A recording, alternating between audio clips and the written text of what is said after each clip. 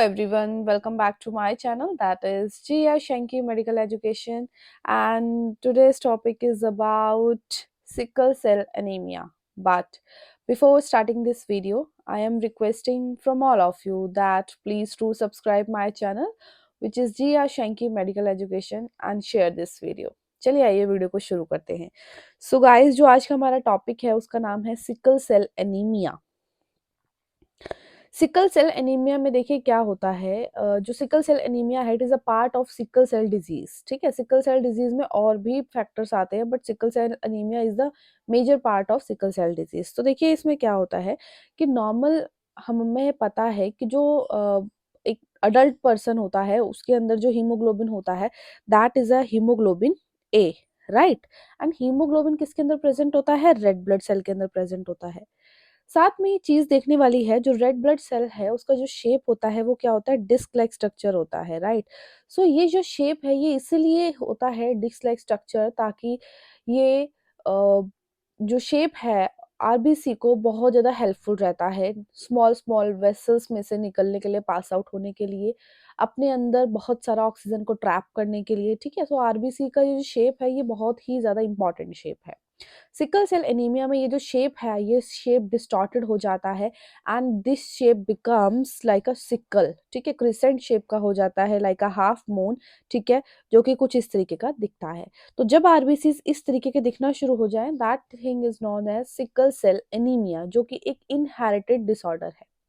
Okay, इसको हम haemoglobinopathy के नाम से भी जानते हैं। ये हीमोग्लोबिन में एक प्रॉब्लम आता है, ठीक है, जिसकी वजह से सिकल सेल एनीमिया कॉज होता है। ओके, सो देखिए होता क्या है कि जो नॉर्मल अडल्ट होगा उसके अंदर जो हीमोग्लोबिन होगा वो हीमोग्लोबिन ए के नाम से जाना जाता है। एंड जो पर्सन सिकल सेल एनीमिया से सफर कर रहा है, the person who has a sickle cell anaemia, उसके अंदर जो हीमोग्लोबिन होता है वो हीमोग्लोबिन एस होता है। ठीक है, जिसको बोलते हैं हम हीमोग्लोबिन, सिकल सेल हीमोग्लोबिन या सिकल हीमोग्लोबिन। ओके, सो देखिए जब हीमोग्लोबिन है, जो हीमोग्लोबिन ए है, ठीक है, उसके अंदर देखिए चार चेन होती है, दो अल्फा दो बीटा। ठीक है, दो अल्फा की और दो बीटा की होती है। ऐसे ही जो हीमोग्लोबिन एस है इसके अंदर भी दो अल्फा और दो बीटा की होती है। ठीक है, अब देखने वाली बात है कि इनमें डिफरेंस क्या है फिर। सो गाइस क्या है कि जो 6 नंबर का अमाइनो एसिड है, ठीक है, इसके अंदर बीटा चेन के अंदर, सो इसमें क्या है, जो 6 नंबर का अमाइनो एसिड है, ठीक है, उसमें ग्लूटामेट होता है। एंड जो सिकल सेल हीमोग्लोबिन का जो अमाइनो एसिड है, 6 नंबर का, वो रेप्लिकेट होता है, वो चेंज होता है वलाइन से। किससे होता है? चेंज हो जाता है वलाइन से। ठीक है, सो जब ग्लूटामिक एसिड की पोजीशन वलाइन ले लेता है that haemoglobin is known as sickle cell haemoglobin. अब ये जो वलाइन है ये हीमोग्लोबिन को बहुत ही ज्यादा स्टिकी बना देता है। जब उसको आरबीसीज को ऑक्सीजन कम मिलता है तो ये जो हीमोग्लोबिन एस है इसके अंदर जो विलाइन पोजीशन है, इसकी वजह से जो हीमोग्लोबिन है वो आपस में क्या करना शुरू करते हैं? प्रेसिपिटेट करना शुरू कर देते हैं, पास पास आना शुरू कर देते हैं। ठीक है, जिसकी वजह से जो सेल है आरबीसी का वो अपनी शेप चेंज कर देता है, वो क्रिसेंट शेप का हो जाता है, सिकल शेप का हो जाता है। ठीक है, नॉर्मली अगर मैं आपको दिखाऊं तो देखिए नॉर्मल आरबीसी है और इसके अंदर ये जो डॉट्स हैं दीज आर दी हीमोग्लोबिन्स। ठीक है, ये नॉर्मल हीमोग्लोबिन है। सो हम सबको पता है जो आरबीसी है उसके अंदर जो हीमोग्लोबिन है, हीमोग्लोबिन ऑक्सीजन को कैरी करता है अपने अंदर और हमारे बॉडी के सभी टिश्यूज तक लेकर जाता है, राइट। ठीक है, सो इतना ज़्यादा इम्पोर्टेंट है ये। सो ये जो इसकी शेप है ना, ये इसकी शेप जो है ये छोटे छोटे ब्लड वेसल्स में इजीली निकलने में इसको हेल्प करती है। ये कहीं पर ट्रैप नहीं होती है, ठीक है, कहीं से भी स्क्वीज होके निकल जाती है। लेकिन ये जो शेप है सिकल सेल की ये स्क्वीज नहीं होती है। इवन ये क्या करती है, ये अडहेर हो जाती है वॉल्स के साथ, वेसल्स के, एंड वहां पर काफी बार अल्सर भी कॉज कर देती है। ठीक है, और ये बहुत ज्यादा पेनफुल भी रहता है। सो क्या है, देखिए इसको अभी और पढ़ेंगे। सो एक बार और देख लेते हैं कि शेप कब कब बनती है। तो क्या होता है ना, जो जिसको सिकल सेल एनीमिया होता है उसके कुछ ट्रिगर पॉइंट्स होते हैं। फॉर एग्जांपल हाइपोक्सिया की कंडीशन जिसमें ऑक्सीजन लेवल कम मिलता है, ठीक है, स्ट्रेस का कंडीशन हो गया, डिहाइड्रेशन का कंडीशन हो गया। तो इनमें क्या करता है ना, पेशेंट हाइपर वेंटिलेट करता है, ऑक्सीजन की कमी होती है। तो जैसे ही ऑक्सीजन की कमी होगी सो क्या होगा कि जो आरबीसी है, ठीक है, फॉर एग्जांपल इस आरबीसी को हमने माना कि इसको सिकल सेल एनीमिया है। सो इसमें क्या होगा, ये जो छोटे-छोटे हीमोग्लोबिन के कंटेंट है दे गेट पेनिट्रेट, ये आपस में आना शुरू कर देंगे, ठीक है? ये पास में आना शुरू कर देंगे। जब ये पास में आकर प्रेसिपिटेट हो जाएँगे, तो इसकी वजह से जो आरबीसी है वो अपनी शेप चेंज कर देगा और वो सिकल सेल की शेप ले लेगा, जिसको क्रिसेंट शेप भी हम कहते हैं, ठीक है? इसके बारे में देखिए, sickle cell anaemia is the most common and severe form of inherited sickle cell disease. जो सिकल सेल एनीमिया है, ये मोस्ट कॉमन डिजीज है, सिकल सेल डिजीज की मोस्ट कॉमन फॉर्म है। और ये जो सिकल सेल एनीमिया है, ये इनहेरिटेड डिजीज है, मतलब कि जेनेटिकली पास आउट होती है, ठीक है। Sickle cell anaemia is a autosomal recessive disorder. Sickle cell anaemia क्या है, ये एक ऑटोसोमल रिसेसिव डिसऑर्डर है। ऑटोसोमल रिसेसिव डिसऑर्डर का मतलब क्या है, हम सबको पता है कि हमारी बॉडी के अंदर 23 पेयर ऑफ क्रोमोसोम्स होते हैं, राइट। एक पेयर जो होता है, जो 22 पेयर्स होते हैं, they are the autosomal and one pair is the sex chromatin, ठीक है। तो ऑटोसोमल ये चीज है, इनमें डिफेक्ट पाया जाता है। एंड रिसेसिव का मतलब क्या है कि ये जो सिकल सेल अनीमिया है, this is not dominant disease, ये रिसेसिव है। आगे मैं इसको बताऊंगी कि ये रिसेसिव का एग्जैक्टली मीनिंग क्या है, ठीक है। अगर मैं यही बताऊंगी तो ना तो आपको समझ आएगा एग्जैक्टली और थोड़ा लंबा भी हो जाएगा वीडियो। तो इतना ध्यान रखना है कि it is a autosomal recessive disorder, बहुत इंपॉर्टेंट चीज है, ये ध्यान रखना है, आगे बताऊंगी ये क्यों है, ठीक है।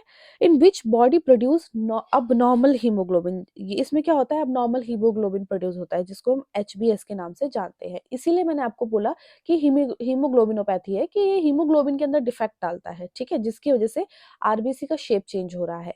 Then HPS is a very sensitive to low amounts of oxygen in the body. ये जो हीमोग्लोबिन एस है, ये बहुत ज्यादा सेंसिटिव है लो अमाउंट से। जैसे ही बॉडी के अंदर ऑक्सीजन की डिमांड कम होगी, ऑक्सीजन कम हो जाएगा कंडीशन में, तो आरबीसीज जो हैं वो बिकॉज ऑफ हीमोग्लोबिन एस अपनी शेप को चेंज करेंगे और क्रिसेंट शेप में आ जाएंगे, ठीक है।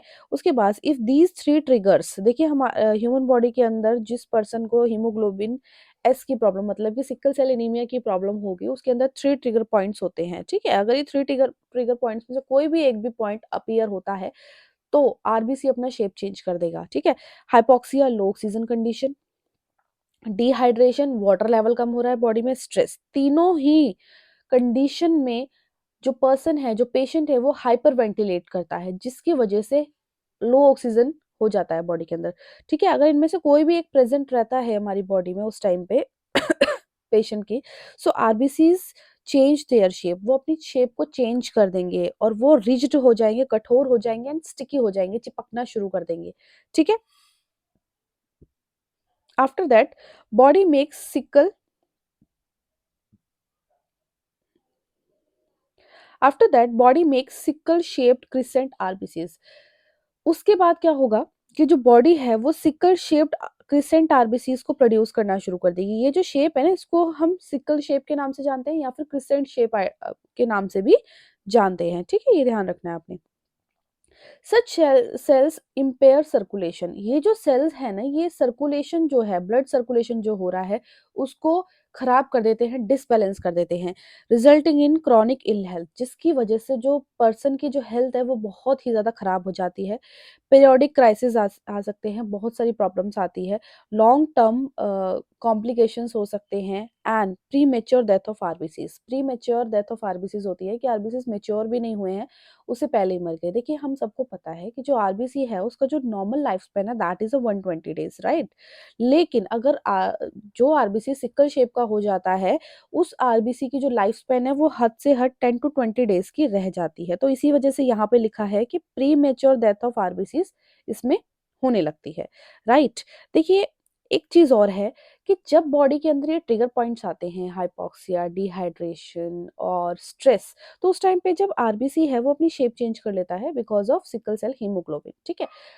तब अगर ट्रीटमेंट दिया जाए या फिर ये कंडीशन दोबारा से ठीक हो जाए, तो ये जो सिकल सेल शेप है ये वापस से इस नॉर्मल आरबीसी में कन्वर्ट हो जाती है, ठीक है।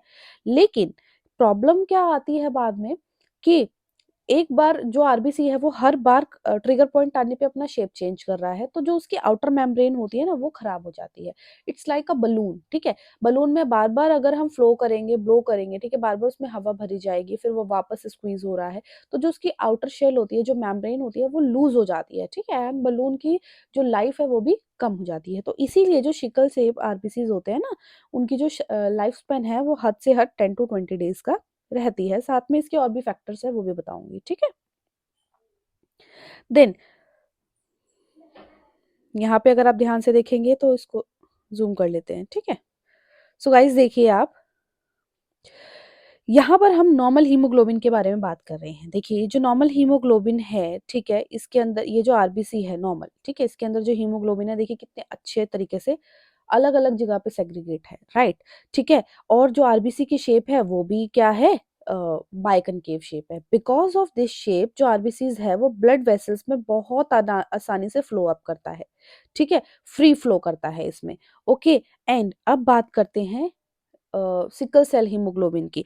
सो इसमें क्या है, सिकल सेल हीमोग्लोबिन में जो आरबीसी है उसकी साइज़ जो शेप है वो चेंज हो जाती है। वो क्या होती है? क्रिसेंट होती है। ऐसा क्यों होता है कि जैसे ही बॉडी के अंदर लो ऑक्सीजन की कंडीशन आएगी, ठीक है? वो ट्रिगर पॉइंट आ जाएँगे, तो जो हीमोग्लोबिन दूर-दूर पड़ा था ना, वो क्या करेगा आपस में प्रेसिपिटेट कर जाएगा, आपस में चिपकना शुरू कर देगा एंड जिसकी वजह से आरबीसी की जो शेप है वो क्रिसेंट हो जाएगी, राइट? एंड जैसे ही आरबीसी की शेप क्रिसेंट होगी तो गाइस आप यहाँ पे ध्यान से देखें कि जो आरबीसी की शेप क्रिसेंट है, ये आपस में आरबीसी क्या है ना, चिपकना शुरू कर दिया। एक तो उन्होंने चिपकना शुरू कर दिया, साथ में ये क्या कर रहे हैं, अटक रहे हैं। तो ये क्या कर रहे हैं ना, जो ब्लड फ्लो है उसको इम्पेयर कर रहे हैं, जिसकी वजह से क्या होगा कि क्लॉट्स बनेंगे और ब्लॉकेज आनी शुरू हो जाएगी, ठीक है?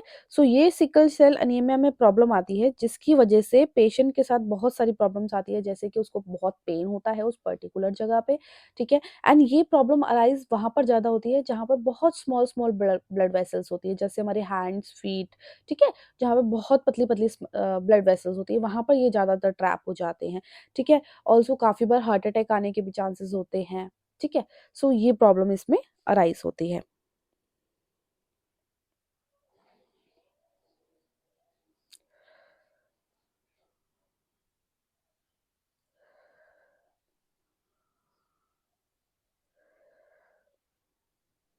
तो देखिए एक बार और आपको समझा देती हूँ तो कि ताकि आपको इस वीडियो के दौरान ही सिकल सेल एनीमिया अच्छे से याद हो जाए। तो देखिए क्या है कि हम सबको पता है कि नॉर्मल हीमोग्लोबिन जो है वो अडल्ट के अंदर एचबीए होता है और जो सिकल सेल एनीमिया है उसमें एचबीएस होता है, राइट?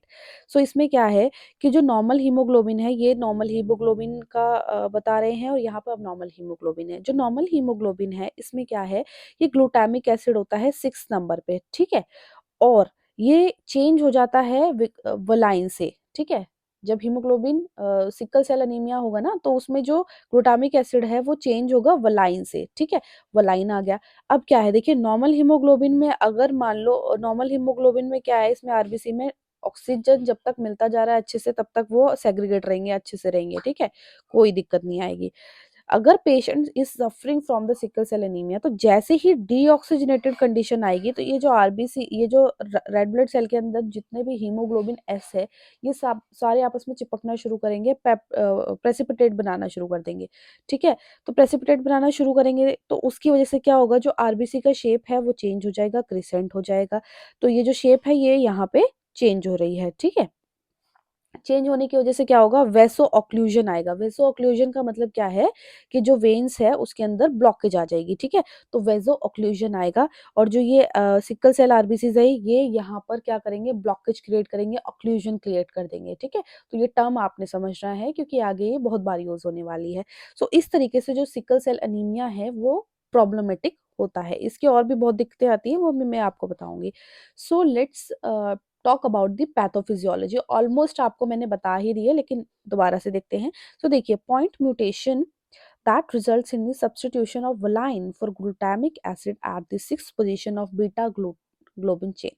मैंने आपको बताया कि जो हीमोग्लोबिन है, ए हो चाहे एस हो, उनके अंदर, दोनों के अंदर ही दो अल्फा और दो बीटा चेन्स होती हैं, ठीक है, बताया मैंने आपको ये। सो इसमें क्या है देखिए कि जो बीटा ग्लोबुलिन चेन है उसकी जो 6 पोजीशन है वहां पर क्या होता है, म्यूटेशन होता है। वो ग्लूटामिक एसिड जो है वो नॉर्मली किसमें होता है, HbA में होता है। तो जैसे ही ग्लूटामिक एसिड 6 पोजीशन पे था ये चेंज हो जाता है वलाइन से। किससे होता है, वलाइन से। जब वलाइन आएगा तो उस कंडीशन को हम हीमोग्लोबिन एस के नाम से जानते हैं। In the presence of low oxygen, जब बॉडी के अंदर लो ऑक्सीजन होगा तो HB molecules tends to polymerise, जो HB मॉलिक्यूल्स है वो पॉलीमराइज होंगे, ठीक है, एंड वो लंबे बनना शुरू कर देंगे। आरबीसी रिजिड रॉड्स, ठीक है, क्या आरबीसी के अंदर वो क्या करेंगे, रॉड बनाने शुरू कर देंगे, ठीक है, पॉलीमराइज हो जाएंगे inside the RBC which change the shape of normal RBC. Normal RB की शेप को वो क्या करेंगे, चेंज कर देंगे, ठीक है। बायोकनकेव डिस्क शेप होती है ये वाली नॉर्मली, और इसको ये चेंज करेंगे किसमें, सिकल शेप में चेंज कर देंगे, ठीक है। तो ये हो गया। उसके बाद क्या होगा देखिए, sickle shaped cells are less flexible. जो सिकल सेल के आरबीसीज होते हैं वो फ्लेक्सिबल नहीं होते हैं, ठीक है, लेस फ्लेक्सिबल होते हैं comparative to normal shape RBCs, and more prone to getting stuck in this small load vessels. जो छोटी छोटी वेसल्स होती है उसमें ज्यादा वो स्टक होते हैं, फंस जाते हैं, एंड कॉजिंग ब्लॉकेज, वहां पे ब्लॉकेज क्रिएट करते हैं, ऑक्लूजन क्रिएट करते हैं। These blockages can lead to reduce blood flow. इन ब्लॉकेजेस की वजह से क्या होता है, जो ब्लड फ्लो होता है ना वो रिड्यूस हो जाता है, कम हो जाता है।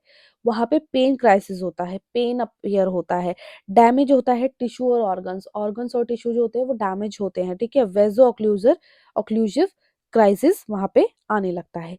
उसके बाद क्या है, sickle cells are prone to rupture and die in about 10 to 20 days। ये मैंने आपको बता ही दिया है। जो सिकल सेल्स होते हैं वो टूटना शुरू कर देते हैं, डाई हो जाते हैं 10 से 20 दिन में। क्यों टूटते हैं, क्योंकि सेल मेम्ब्रेन जो उनका आउटर मेम्ब्रेन है वो धीरे धीरे खराब हो जाता है।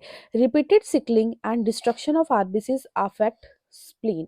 अब देखिए क्या है कि बार बार जैसे ही ट्रिगर पॉइंट आ रहा है आरबीसी अपनी शेप चेंज कर रहा है, ठीक है। तो रिपीटेड सिगलिंग, जब जब रिपीटेड सिगलिंग होगा तो आरबीसी जो है वो डिस्ट्रक्ट होगा। हम सबको पता है कि जो स्प्लीन है वो आरबीसी के लिए ग्रेविड है, राइट। ये तो एक नॉर्मल जर्नल क्वेश्चन है जो सबको ही पता है। तो जो स्प्लीन है वो आरबीसी को बार बार डिस्ट्रक्ट करेगा, तोड़ना शुरू करेगा, ठीक है। They get trapped in the spleen. ये आरबीसीज बार बार टूटेंगे और स्प्लीन में ट्रैप होते जाएंगे, जिसकी वजह से जो स्प्लीन है वो स्प्लीनोमेगेले हो जाएगा, उसका साइज चेंज हो जाएगा, ऑल्टर हो जाएगा, बड़ा हो जाएगा। एक्यूट स्प्लीन सिक्वेस्ट्रेशन होगा, ऑल्सो कॉजिंग स्प्लीन इन्फ्रैक्शन, ठीक है, स्प्लीन इन्फ्रैक्शन भी हो सकता है, एंड ऑटोस्प्लेनोक्टमी भी होता है, इंक्रीज रिस्क ऑफ इन्फेक्शन। हम सबको पता है जो स्प्लीन है उसका काम सिर्फ और सिर्फ आरबीसीज को डिस्ट्रक्ट करने का नहीं है, हमारी बॉडी को बहुत सारे इन्फेक्शन से वो बचाता भी है, राइट। तो अगर स्प्लीनोमेगेले होगा तो अगर बार बार ये काम आरबीसीज बार बार टूटेंगे तो जो स्प्लीन है वो अपना साइज चेंज कर रहा है, का बड़ा हो रहा है, छोटा हो रहा है। इसकी वजह से क्या हो रहा है कि जो स्प्लीन का जो काम है वो अल्टर हो रहा है, और बॉडी जो है more prone to infection, body को और भी ज्यादा इन्फेक्शन हो सकते हैं, ठीक है। सो ये आपका एक छोटा सा मैंने यहाँ पे पैथोफिजियोलॉजी का डायग्राम लगाया, आप इसका स्क्रीनशॉट ले लें तो आपको बाद में आप उसको थ्योरेटिकली बड़ा करके लिख सकते हो, ठीक है। तो देखिए होता कैसे है, जैसे ही बॉडी में ट्रिगर पॉइंट आएगा डीऑक्सीजनेशन की कंडीशन अराइज होगी। तो उस टाइम पे सिकल सेल हीमोग्लोबिन HbS का जो हीमोग्लोबिन है वो क्या करेगा, वहां पे हीमोग्लोबिन पॉलीमराइज होंगे, ठीक है। जो पॉलीमराइज होने के बाद ये क्या करेंगे ना, रॉड शेप में आपस में चिपकना शुरू करेंगे। तो जो रेड सेल है जो उसका शेप है वो चेंज होगा, सिकलिंग रेड सेल्स बन जाएंगे वो, ठीक है। एंड उसके बाद वो क्या करेंगे, ब्लड वेसल्स में जाके वेक्लूजन क्रिएट करेंगे, ऑक्लूजन क्रिएट करेंगे, ठीक है। सो वहां पे क्या करेंगे वो, ब्लड वेसल्स में एंडोथीलियल को डैमेज करेंगे, ठीक है। डैमेज करने के बाद क्या होगा, RBCs and leukocyte adhesion to endothelium vaso contraction. RBC और जो डब्ल्यूबीसी है वो वहां पे अडहेयर होना शुरू कर देंगे, ब्लॉक क्रिएट कर देंगे तो फंसते जाएंगे, ठीक है। एंड उसकी वजह से वेस्कुलर ऑक्लूजन आएगा, मतलब कि आरबी जो वेसल्स है वो ब्लॉकेज आ जाएंगे उसमें, या तो कंप्लीटली भी आ सकते हैं या हाफ भी आ सकती है। ऑर्गन इस्केमिया होगा एंड ऑर्गन डैमेज होगा, ठीक है। वहां पर डैमेज भी हो सकता है ऑर्गन, अगर उसको प्रॉपरली अमाउंट में ब्लड नहीं पहुंचेगा, ऑक्सीजन नहीं पहुंचेगा तो ऑब्वियसली जो ऑर्गन है वो डैमेज ही होगा, ठीक है। तो ये इसकी पैथोफिजियोलॉजी है। आई होप सो ये आपको क्लियर हो रहा है, ठीक है। सो कॉसिस के बारे में बात करते हैं हम इसके, ठीक है। यस। सो कॉजेज इसके देखिए क्या है, मैंने आपको बताया था कि जेनेटिकल ऑटोसोमल रिसेसिव डिसऑर्डर है। इसको देखते हैं, यही इसका कॉज है। Person must inherit 2 copies of sickle cells genes, each from one from each parents to have the disease. देखिए, अगर पर्सन के अंदर सिकल सेल एनीमिया होना है तो उसके लिए 2 कंडीशन अराइज होती हैं। एक कंडीशन अराइज होती है जिसके अंदर क्या है कि तो पर्सन है उसके अंदर 2 जीन्स होते हैं और दोनों जीन्स के अंदर एचबीएस का कॉपी होना ज़रूरी है, जो कि हर एक पेरेंट से मिलता है, वो भी बताऊँगी। If only one sickle cell gene is inherited, अगर मान के चलिए एक ही सिकल जीन है जो इनहेरिटेड है, मतलब एक ही जीन के अंदर हीमोग्लोबिन एस है और दूसरे के अंदर जीन के अंदर हीमोग्लोबिन एस नहीं है, हीमोग्लोबिन ए है, the person will have sickle cell trait. तो पर्सन को सिर्फ और सिर्फ सिकल सेल ट्रेट है, उसको डिजीज नहीं है, ठीक है, उसके अंदर कोई सिम्टम्स नहीं आएंगे, ठीक है, which usually does not cause symptoms, जो कि सिम्टम्स को कॉज नहीं करता है। लेकिन प्रॉब्लम क्या है, प्रॉब्लम ये है कि अगर मान के चलिए दोनों ही पेरेंट्स स्ट्रेट हैं तो 25% चांसेस ये रहते हैं कि आने वाली जनरेशन में सिकल सेल डिजीज होने के चांसेस हैं। नाउ इसको और भी ज़्यादा मैं आपको अच्छे से बताती हूँ। देखिए यहाँ पे हमने 2 कंडीशंस के लिए डायग्राम दिखाए हैं आपको। सो देखिए क्या है, एक कंडीशन माना हमने कि parents, they are the parents, ठीक है, एक है जिसके अंदर हीमोग्लोबिन ए है और एक है हीमोग्लोबिन एस, ठीक है, इसके अंदर जो ये ट्रेट है, ठीक है।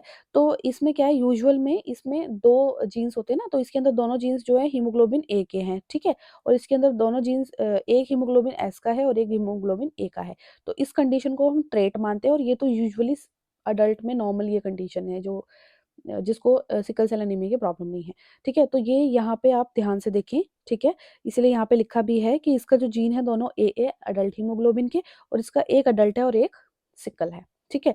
तो जब हम इसको मिसमैच करते हैं तो देखिए क्या होता है कि मैंने यहाँ से एक जीन उठाया, ठीक है, एंड एक यहाँ से जीन उठाया, ए बना, यूजुअल है, कोई प्रॉब्लम नहीं, ठीक है। अब दूसरा जीन उठाते हैं, ए यहाँ से लिया, इसका एस लिया, तो इसके पास क्या आ गया, ट्रेट आ गया, क्योंकि इसके बाद एक जीन हीमोग्लोबिन ए का है और एक जीन हीमोग्लोबिन एस का है, तो ये ट्रेट कंडीशन है। अगर इसका लाइफ पार्टनर भी ट्रेट आया तो उसके बेबी को फिर डिजीज होने के 25% चांसेस रहते हैं, ठीक है। अब दूसरी कंडीशन, हमने दूसरा इसका वो उठाया, ठीक है, जीन, और इसका पहला जीन उठाया तो यूजुअल कंडीशन आ गई, नो प्रॉब्लम। अब जैसे ही हमने इसका एक ये वाला ट्रेट उठाया और इसका सिकल सेल का ट्रेट उठाया तो यहाँ पे ट्रेट आ गया। तो ये एक कंडीशन है कि अगर मान के चलिए कि एक जो जीन है वो यूजुअल है, कोई प्रॉब्लम नहीं है जिसमें, और एक है ट्रेट, ठीक है, तो जो पीयर होने के चांसेस है सिकल सेल के, वो ट्रेट ही बनते हैं, ठीक है, वो ट्रेट बनते हैं, वो डिजीज में नहीं बनता है, इसीलिए इसको रिसेसिव डिसऑर्डर कहते हैं, डोमिनेंट डिसऑर्डर नहीं कहते हैं, ठीक है। सो ये चीज है। अब यही मैंने यहाँ पर आपको एग्जैक्टली बताया है कि फॉर एग्जांपल अब दूसरी कंडीशन क्या है, कि दूसरी कंडीशन ये है कि हमने मान के चला कि दोनों ही पेरेंट्स जो हैं वो सिकल सेल ट्रेट है, ठीक है, दोनों के अंदर ही सिकल सेल ट्रेट है, ठीक है, मतलब कि ए एस ए एस दोनों के अंदर जीन है, अडल्ट का भी और सिकल का भी, ठीक है। तो मैंने जब यहाँ से अपीयर किया तो एक कंडीशन आई ए, ठीक है, तब जब ए आया, ठीक है, तो क्या हुआ, यूजुअल कंडीशन बनी, ठीक है। देन उसके बाद जब मैंने इसको और इसको मिलाया तो क्या बनेगा, ट्रेट बनेगा, ठीक है। नेक्स्ट जब मैंने यहाँ से लिया जीन और यहाँ से लिया तो भी ए एस बना, तो भी ट्रेट बनेगा, तो ये 2 ट्रेट निकल आए यहाँ से, ठीक है, तो ये ट्रेट ही निकल रहे हैं। एंड जब मैंने ये वाला जीन लिया और जब ये लास्ट वाला जीन लिया तो दोनों में ही एस एस आ गया, जब दोनों जीन एस एस हो जाएंगे तो वहां पर सिकल सेल डिजीज हो जाएगी। तो मतलब क्या है कि ये एक रिसेसिव डिसऑर्डर है जिसके लिए दोनों के अंदर एस एस जीन, दोनों कॉपीज जो है पेरेंट्स, अगर सिकल सेल डिजीज बॉडी में क्रिएट होनी है तो वो कब होगी क्रिएट, जब दोनों ही पेरेंट से पर्सन के अंदर जो दोनों जीन है वो एस के हो, ना कि ए एस का हो। ए एस का होगा तो वो ट्रेट माना जाएगा, जैसे ही एस एस का होगा वो सिकल सेल डिजीज होगी, इसीलिए इसको रिसेसिव डिसऑर्डर कहा जाता है, ना कि डोमिनेंट कहा जाता है, ठीक है। आई होप सो ये आपको क्लियर हो गया होगा, अगर नहीं क्लियर हुआ है तो प्लीज थोड़ा सा जाके अब दोबारा से देख लें, ठीक है, एंड प्लीज साथ के साथ स्क्रीनशॉट्स लेते रहें।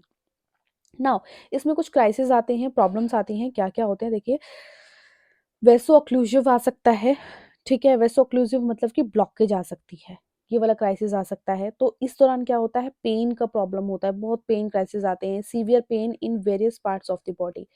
बॉडी के वेरियस पार्ट्स में सीवियर पेन होता है, जहाँ जहाँ ब्लॉकेज वहाँ वहाँ पेन होगा, जैसे कि पेट में, एब्डोमेन में होगा, चेस्ट में होगा, बोन्स में होगा, जॉइंट्स में होगा, ठीक है, caused by blocked vessels.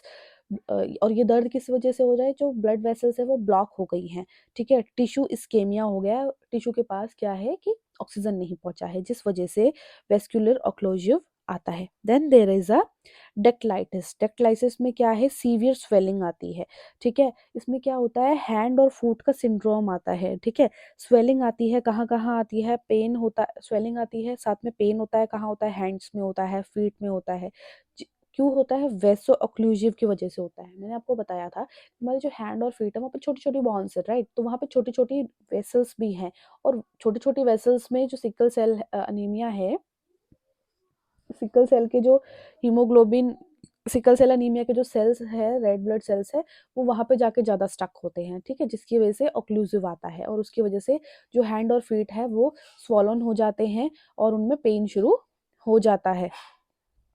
Then there is a aplastic crisis. Aplastic crisis में क्या है कि आरबीसीज का जो प्रोडक्शन है वो टेम्पररी हो जाता है, कम हो जाता है, often triggered by infection with parvovirus B19, ठीक है।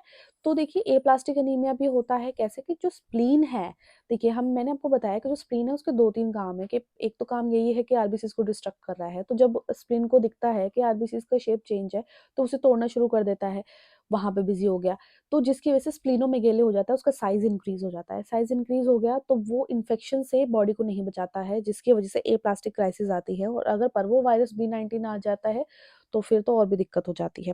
Then there is sequestration crisis होता है, ठीक है। सिक्वेस्ट्रेशन क्राइसिस में क्या होता है, when red blood sales gate trapped in the spleen. Sequestration crisis में क्या होता है, जो आरबीसीज होता है उनका साइज शेप चेंज हो गया, राइट, क्रिसेंट हो गए, जिसकी वजह से स्प्लीन में वो फंस जाते हैं एंड कॉज करते हैं सीवियर एनीमिया, बॉडी के अंदर एनीमिया कॉज करना शुरू कर देते हैं, जिसकी वजह से स्प्लीनोमेगेली होती है, साइज चेंज होता है, स्प्लीन का बड़ा हो जाता है, फ्रीक्वेंट इन्फेक्शंस होते रहते हैं क्योंकि स्प्लीन अपना काम अच्छे से नहीं कर पा रहा है, पेन होता है एब्डोमेन में, एक्यूट इन्फेक्शन के होने के चांसेस बढ़ जाते हैं। Then there is a haemolytic crisis. आपको बताया ही है मैंने कि जो लाइफ स्पेन है सिकल सेल से आरबीसीज का वो 10 to 20 डेज का हो जाता है, तो ऑफ कोर्स उसको हीमोलाइटिक क्राइसिस भी बोलेंगे। 120 दिन से पहले अगर वो डाई हो रहा है तो हीमोलाइसिस ही हो रहा है। So life span of sickle cells will be 10 to 20 days, जिसकी वजह से जॉन्डिस अपीयर होगा। इससे ही आप इसके सिम्टम्स भी देख सकते हैं कि अगर मान के चलिए सिकल सेल एनीमिया है तो पेशेंट को एक्सेसिव फटीगनेस होगी, इरिटेट होना शुरू हो जाएगा, अनीमिया कॉज होगा, ठीक है, फुजीनेस होगा बेबीज के अंदर, बेड वेटिंग होगा, ठीक है, बेड को वेट करना शुरू कर देंगे, यूरिनेशन हो जाएगा from the associate kidney problems, kidney में प्रॉब्लम की वजह से जॉइंडिस हो सकता है, ठीक है, क्योंकि आरबीसीज जो है वो स्प्लीन में ट्रैप होते जा रहे हैं, टूट रहे हैं ज़्यादा, which is yellowing the eyes of skin, yellowing the eyes and skin और आई को येलो कर देगा, ठीक है। हैंड्स और फीट में स्वेलिंग आना शुरू कर दे हो जाएगा, पेन होना शुरू होगा, फ्रीक्वेंट इन्फेक्शंस होंगे बिकॉज ऑफ स्प्लिनोमेगेले, पेन होगा चेस्ट में, बैक में, आर्म में एंड लेग्स में, ठीक है। सो ये इसके साइन एंड सिम्टम्स है। अब एनीमिया को ट्रीट कैसे कर सकते हैं, सिकल सेल एनीमिया को, रिहाइड्रेशन, मैंने आपको ट्रिगर पॉइंट बताया था, डिहाइड्रेशन, अगर डिहाइड्रेशन बॉडी में होगा तो सिकल सेल की शेप आएगी, RBCs will be change their shape to sickle cell anaemia, ठीक है। रिहाइड्रेशन करोगे, बॉडी को जितना ज्यादा हाइड्रेट करोगे उतनी ये ट्रिगर पॉइंट आएंगे ही नहीं, तो रिहाइड्रेशन करना है विद इंट्रावेनस फ्लूइड, इंट्रावेनसली अगर रिहाइड्रेशन करेंगे तो वो जल्दी ही रिहाइड्रेट होगी ना बॉडी। तो उससे क्या होगा, red blood cells return to a normal state, जो रेड ब्लड सेल है वो अपने नॉर्मल स्टेट में आ जाएंगे। The red blood cells are more likely to deform, जो रेड ब्लड सेल्स है उनकी डिफॉर्म हो जाएगी, दोबारा से अपनी मॉर्फोलॉजी में आ जाएंगे and assume the sickle shape if you are dehydration. लेकिन अगर आप डिहाइड्रेट हो जाते हो तो दोबारा से सिकल शेप आने के चांसेस होते हैं। बार बार अगर सिकल शेप आता रहेगा तो आरबीसीज का जो मेम्ब्रेन है, आउटर मेम्ब्रेन, वो खराब हो जाएगा, जिसकी वजह से वो वैसे भी रप्चर हो जाएंगे। ट्रीटिंग अंडरलाइंग और associate infections is an important part of managing the crisis. जो जो क्राइसिस आ रहे हैं जो प्रॉब्लम आ रही है उनको ट्रीट करना पड़ेगा। As a stress often infection can result in a single cell crisis. हम सबको पता है कि एक और जो ट्रिगर पॉइंट है दैट इज अ स्ट्रेस, तो स्ट्रेस जितना लेगा लेगा पेशेंट उतनी ज़्यादा सिकल सेल का क्राइसिस होएगा। तो कोशिश करें कि पेशेंट को स्ट्रेस ना दिया जाए। एंड इन्फेक्शन में also result as a complication of a crisis. ठीक है, तो अगर कोई इन्फेक्शन होता है तो उसकी वजह से भी क्राइसिस बढ़ेंगे। Blood transfusion improves transport of oxygen and nutrients as needed। देखिए हमें पता है कि जो ऑलरेडी आरबीसी प्रेजेंट है उन्होंने सिकल शेप ले लिया है जो कि स्प्लीन में ट्रैप हो गए हैं, अनीमिया कॉज हो गया। तो अगर ब्लड ट्रांसफ्यूजन किया जाएगा तो वो जो गंभीर हालत है उसको संभाल सकते हैं। ठीक है, एंड जिसकी वजह से क्या है, जो आरबीसीज जब हम ब्लड ट्रांसफ्यूजन करेंगे तो वो जो आरबीसीज जाएंगे वो हमारे टिश्यूज तक ब्लड लेकर ऑक्सीजन लेकर अच्छे से जा पाएंगे। देन सप्लीमेंट ऑक्सीजन दी जा सकती है। वो कैसे दी जाएगी? मास्क के थ्रू दी जाती है। ठीक है, इट मेक्स ब्रीथिंग ईजियर, जिसकी वजह से सांस लेना बहुत आसान हो जाता है। इंप्रूव होती है oxygen level in the blood. और भी बहुत सारी मेडिसिन है जिसको सिकल सेल एनीमिया में दिया जाता है। ओके, नाउ जो पीपल है जिसको सिकल सेल की प्रॉब्लम है, डिसऑर्डर है, उसकी लाइफस्टाइल कैसा होना चाहिए? देखिए उसका लाइफस्टाइल क्या है कि stay up to date with vaccine to prevent infection. देखिए मैंने आपको बताया कि जो स्प्लीन है वो अब इंगेज हो जाता है आरबीसीज की डिस्ट्रक्शन वगैरह में, तो स्प्लीन जो इन्फेक्शन से आपको ज़्यादा बचा नहीं पाता। तो इसीलिए आपको हमेशा ध्यान रखना है कि जिसको सिकल सेल डिसऑर्डर है, डिसीज है, वो जितनी भी वैक्सीन है उन सबको अपडेटेड रहे, उनको लगवाता रहे। Then increase intake of food rich in folic acid. ऐसा फूड ले जिसके अंदर फॉलिक एसिड हो, क्योंकि फॉलिक एसिड गुड हीमोग्लोबिन को बनाने के लिए इंपॉर्टेंट है, जैसे apples, eggs, beans and spinach. ठीक है, देन उसके बाद स्टे हाइड्रेटेड ऑलवेज, हमेशा हाइड्रेट रहे, फ्लूइड इनटेक अपना अच्छा रखें। Dehydration can increase risk of sickle cell crisis. Sickle cell crisis के लिए dehydration is one of the trigger point, ये पता है आप सबको। अवॉइड टेम्परेचर एक्सट्रीम्स, ज़्यादा टेम्परेचर में एक्सट्रीम टेम्परेचर में ना जाए। एक्सपोजर टू एक्सट्रीम हीट और कोल्ड, ज़्यादा हीट में या फिर कोल्ड कंडीशन में ना जाए, क्योंकि इसमें फिर वेंटिलेट हाइपर वेंटिलेट होगा पर्सन, जिसकी वजह से ऑक्सीजन ऑक्सीजन कम होगा and RBC will change their shape. Quit smoking, smoking ना करें क्योंकि वो भी आपकी ऑक्सीजन लेवल को कम करती है। देन रेगुलर चेकअप करवाएं with expert haematologist. Expert haematologist से रेगुलर चेकअप करवाते रहें, ठीक है, ताकि आप इन्फेक्शन से बचे रहें। So guys that was it for this video. ये था आज का हमारा वीडियो जिसमें हमने सिकल सेल एनीमिया के बारे में भरपूर जानकारी ली है। आई होप सो कि आपके लिए बहुत यूजफुल रहे। If you understood this video, आपसे रिक्वेस्ट है कि आप मेरे चैनल को सब्सक्राइब कर लें, जिसका नाम है जिया शेंगी मेडिकल एजुकेशन। सब्सक्राइब करने के साथ साथ बेल आइकन को ज़रूर हिट करें सो दैट नेक्स्ट वीडियो का नोटिफिकेशन आपको टाइमली रिसीव हो।